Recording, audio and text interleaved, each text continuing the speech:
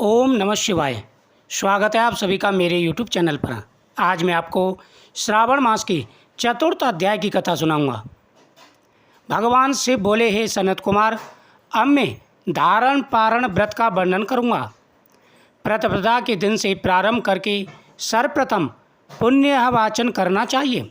इसके बाद मेरी प्रसन्नता के लिए धारण पारण व्रत का संकल्प करना चाहिए। एक दिन धारण व्रत करें और दूसरे दिन पारण व्रत करें। धारण में उपवास तथा पारण में भोजन होता है। श्रावण मास के समाप्त होने पर सबसे पहले पुण्य वाचन कराना चाहिए। इसके बाद हे मानद आचार्य तथा अन्य ब्राह्मणों का वरण करना चाहिए। तत्पश्चात पार्वती तथा शिव की स्वर्ण निर्मित प्रतिमा को जल से भरे हुए कुंभ पर स्थापित कर रात में भक्ति पूर्वक पूजन करना चाहिए तथा पुराण श्रवण आदि के साथ रात भर जागरण करना चाहिए। प्रातःकाल अग्नि स्थापन करके विधि पूर्वक होम करना चाहिए। ओम त्र्यंबकं यजामहे सुगंधिं पुष्टिवर्धनम् उर्वारुकमिव बन्धनान् मृत्युर्मुक्षीयमामृतात्। इस मंत्र से तिल मिश्रित भात की आहुति डालनी चाहिए। उसी प्रकार शिव गायत्री मंत्र से ओम तत्पुरुषाय विद्महे महादेवाय धीमहि तन्नो रुद्र प्रचोदयात् घृत मिश्रित भात की आहुति डालें और पुनः षडाक्षर मंत्र से खीर की आहुति प्रदान करें। तदंतर पूर्ण हुति देकर होम शेष का समापन करना चाहिए। इसके बाद में ब्राह्मणों को भोजन कराना चाहिए तथा साथ ही आचार्य भी पूजा करनी चाहिए। हे महाभाग, इस प्रकार से उद्यापन संपन्न करके मनुष्य ब्रह्म हत्या आदि पापों से मुक्त हो जाता है। सभी प्रकार के पापों का नाश हो जाता है। हे मुने, अब श्रावण में मास उपवास की विधि को आदरपूर्वक सुनिए। श्रावण मास के प्रतिपदा के दिन प्रातःकाल इस व्रत का संकल्प करें। स्त्री हो या पुरुष, मन तथा इंद्रियों को नियमित करके इस व्रत को करें। अमावस्या तिथि को लोक का कल्याण करने वाले वृषध्वज शंकर की अर्चना पूजा करें। तदंतर अपनी सामर्थ्य के अनुसार वस्त्र तथा अलंकार आदि से ब्राह्मणों का पूजन करें। उन्हें भोजन कराएं तथा प्रणाम करके विदा करें। इस प्रकार से किया गया मास उपवास व्रत मेरी प्रसन्नता कराने वाला होता है। हे सनत कुमार, मनुष्यों को सभी सिद्धियां प्रदान करने वाले लक्ष्य परमृतिक रुद्रव्रती व्रत के विधान को सावधान होकर सुनो। अत्यंत आदर पूर्वक कपास के 11 तंतुओं से बत्तियां बनानी चाहिए। वे रुद्रव्रती नाम वाली बत्तियां मुझे प्रसन्न करने वाली हैं। मैं श्रावण मास में भक्ति पूर्वक देवों के देव गौरीपति महादेव का इन 1 लक्ष संज्ञा वाली बत्तियों से निराजन करूँगा।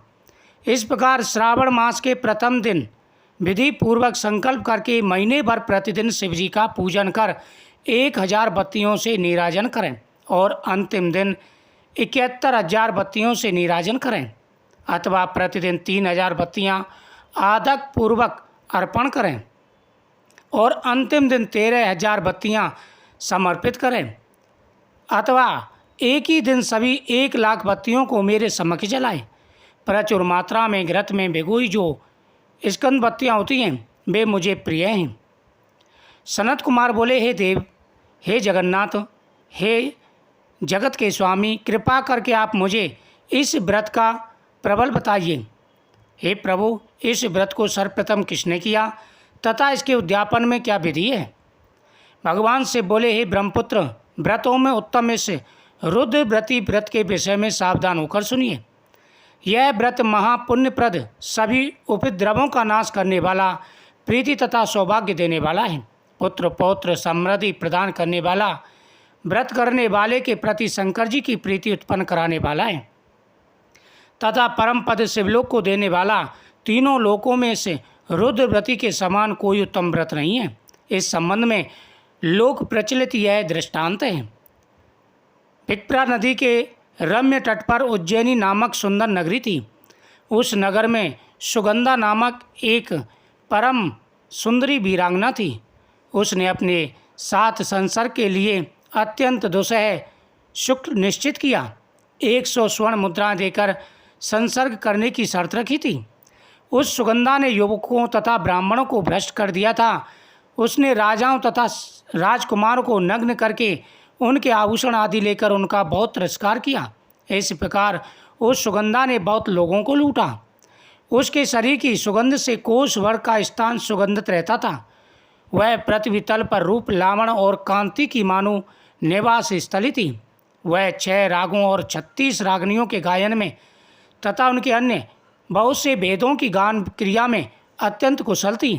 वह नृत्य में रम्मा आदि देवांगनाओं को भी तिरस्कार कर देती थी और अपने एक एक पग पर अपनी गति से हाथियों तथा हंसों का वास करती थी। किसी दिन वह सुगंधा कटाक्यों तथा भौं चालान के द्वारा काम बाणों को छोड़ती हुई क्रीड़ा करने के विचार से विप्रा नदी के तट पर गई। उसने ऋषियों के द्वारा सेवित मनोरम नदी को देखा। वहाँ कई विप्र इस ध्यान में लगे हुए थे तथा कई जप में लीन थे, कई शिवार्चन में रत थे तथा कई विष्णु के पूजन में तत्लीन थे। हे मामुने, उसने उन ऋषियों के बीच विराजमान मुनि वशिष्ठ को देखा। उनके दर्शन के प्रभाव से उसकी बुद्धि में धर्म में प्रवृत्त हो गई। जीवन तथा विशेष रूप से विषयों से उसकी विरक्ति हो गई। वह अपना सिर झुकाकर बार बार मुनि को प्रणाम करके अपने पाँव की निवृत्ति के लिए मुनि श्रेष्ठ वशिष्ठ जी से कहने लगी। सुगंधा बोली कि हे ऋषिवर, हे विप्रेंद्र, हे सर्व विद्या विशारद, हे योगीश, मैंने बहुत से पाप किए हैं। अतः हे प्रभु, उन समस्त पापों के नाश का उपाय बताइए। हे सनत कुमार, उस सुगंधा के इस प्रकार कहने पर वे दीन वत्सल मुनि वशिष्ठ अपनी ज्ञान दृष्टि से उसके कर्मों को जानकर कहने लगे, तुम सावधान होकर सुनो। जिस पुण्य से तुम्हारे पाप का पूर्ण रूप से नाश हो जाएगा, वह सब मैं तुमसे कहता हूँ। हे भद्रे, तीनों लोकों में विख्यात वाराणसी जाओ। वहाँ जाकर तीनों लोकों में दुर्लभ महान पुण्य वाले तथा शिव के अत्यंत प्रीतिकारक रुद्रव्रती नामक व्रत को उस क्षेत्र में करो। हे भद्रे, इस व्रत को करके तुम परम गति को प्राप्त करोगी।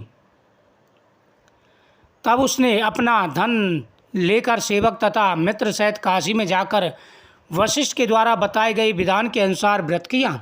इस प्रकार उस व्रत के प्रभाव से वह सशरीर उस शिवलिंग में विलीन हो गई।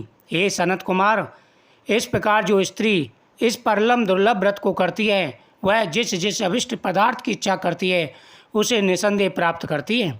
हे सुव्रत, अब आप माणिक्य व्रतियों का महत्व सुनिए। हे विपेंद्र, उन माणिक व्रतियों के व्रत से स्त्री मेरे अर्ध आसन की अधिकारी हो जाती है और महाप्रलय पर्यंत वह मेरे लिए प्रिय रहती है। अब मैं इस व्रत की संपूर्णता के लिए उद्यापन का विधान बताऊंगा। चांदी की बनी हुई नंदीश्वर की मूर्ति पर आसीन सुवर्ण में भगवान शिव की पार्वती सहित प्रतिमा को कलश पर स्थापित करना चाहिए और विधि के साथ पूजन करके रात्रि में जागरण करना चाहिए।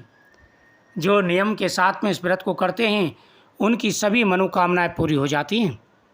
इसके बाद प्रातःकाल नदी में निर्मल जल में विधि पूर्वक स्नान करके 11 ब्राह्मणों सहित आचार का वर्णन करना चाहिए। तत्पश्चात रुद्र सूक्त से अथवा गायत्री से अथवा मूल मंत्र से घृत, खीर तथा बिलपत्रों का हवन करना चाहिए। इसके बाद पूर्णहुति होम करके आचार सहित की विधि पूर्वक पूजा करनी चाहिए। सपत्नी 11 उत्तम विप्रों को भोजन कराना चाहिए। हे सनत कुमार, जो स्त्री इस प्रकार से व्रत करती है वह समस्त पापों से मुक्त हो जाती है। तत्पश्चात विधान पूर्वक कथा सुनकर स्थापित की गई समस्त सामग्री ब्राह्मण को देनी चाहिए। इससे निश्चित रूप से 1000 अश्वमेध यज्ञों का फल प्राप्त होता है। इस प्रकार श्री स्कंद पुराण के अंतर्गत ईश्वर सनत कुमार संवाद में श्रावण मास महत्व में धारणा, पारणा, मासोपवास, रुद्रव्रती कथन नामक 4था अध्याय संपूर्ण हुआ। ओम नमो भगवते वासुदेवाय नमः। ओम नमः शिवाय।